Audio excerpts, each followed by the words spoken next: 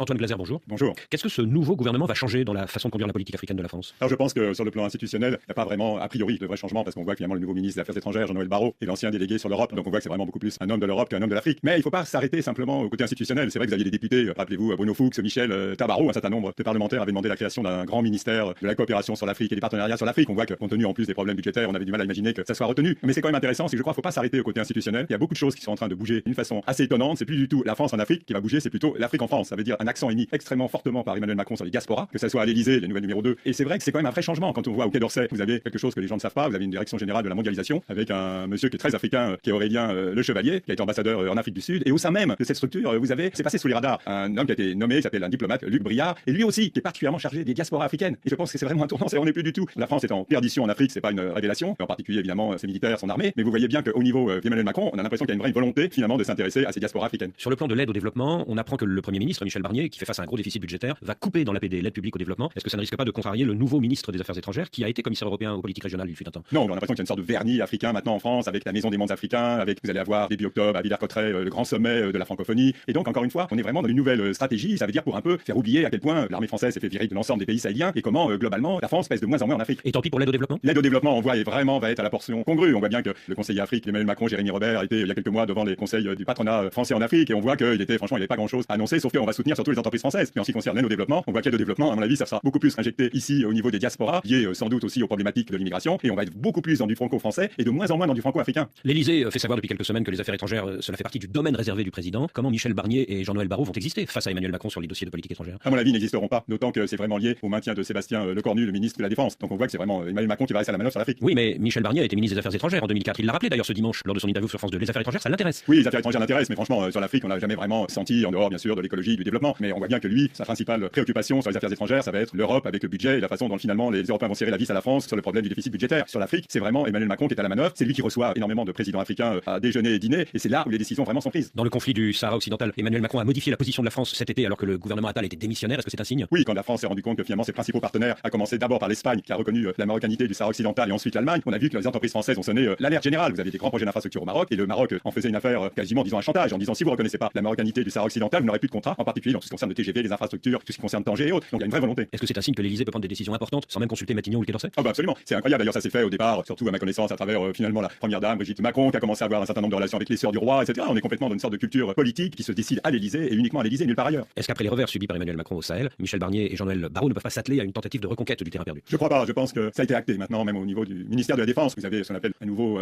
commandement pour l'Afrique qui a été créé sur le mode un peu du système américain AFRICOM qui est sous Stuttgart. C'est un système où finalement vous décidez plus sur le terrain et vous décidez de plus en plus à Paris. Il y a une réduction bien sûr des effectifs, à peu près une centaine d'hommes dans les anciennes bases de Côte d'Ivoire, du Sénégal et du Gabon. Vous avez l'ancien ministre de la coopération Jean-Marie Bockel qui doit rendre son rapport dans les prochaines semaines, sans doute début octobre. Sur l'avenir des bases militaires françaises en Afrique? Oui, une fois qu'il a rendu son pré-rapport, vous aurez un conseil de défense qui va décider plus précisément les effectifs, ce qui va en être de ces bases. A priori, d'après ce que je sais, on a l'impression que le Tchad est moins concerné, il va rester que 300 soldats, mais pour l'instant, on parle surtout du Gabon, du Sénégal et de la Côte d'Ivoire. Comme base à dégarnir. Comme base à dégarnir, ce qui n'est pas rien, je veux dire, la Côte d'Ivoire, il n'y en aurait plus que 100. Au Sénégal, la même chose. On voit que c'est vraiment un repli de l'armée française. Et je pense que le Tchad sera le dernier bastion, un peu comme Hong Kong, où c'est le dernier drapeau français au cœur de l'Afrique, avec en vrai le système américain qui n'ont pas de base en dehors de Djibouti et donc qui interviennent à partir de décisions qui se prennent à Stuttgart en Allemagne. Antoine Glaser, merci.